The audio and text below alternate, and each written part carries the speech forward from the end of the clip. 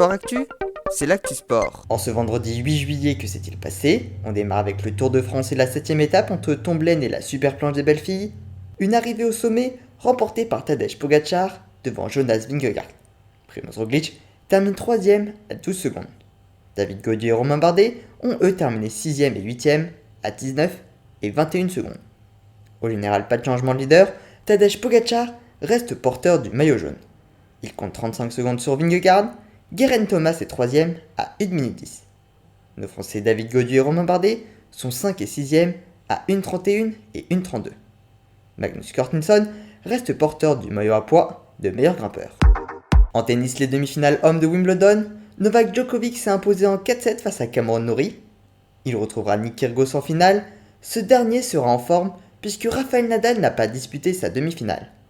Touché par sa déchirure musculaire à l'abdomen, l'Espagnol a préféré ne pas jouer au risque de devoir être arrêté plusieurs mois en cas d'aggravation de la blessure. En football, l'Euro féminin, la Norvège, victorieuse 4-1 de l'Irlande du Nord, a pris la tête du groupe A. Ce soir, place au match du groupe B avec Espagne-Finlande et Allemagne-Danemark. En volley, comme je vous le disais hier, les Français affrontaient le Brésil en Ligue des Nations. Ils se sont imposés 3-7-0. En Formule 1, le Grand Prix d'Autriche avec la participation de Zhou Guanyu. Pour rappel, le Chinois avait été victime d'un terrible accident la semaine passée. Aujourd'hui, c'était les qualifications pour le sprint de demain et c'est Max Verstappen qui a été le plus rapide devant les Ferrari de Charles Leclerc et de Carlos Sainz. En judo, le Grand Prix de Budapest, à 19 ans seulement, Romain Valadier-Picard a décroché le bronze dans la catégorie des moins de 60 kg. En rugby, la Ligue nationale de rugby a dévoilé les calendriers du top 14 et de la Pro D2 de la saison prochaine. Le top 14 débutera le 3 septembre avec déjà une rencontre entre La Rochelle et Montpellier, le champion d'Europe contre le champion de France.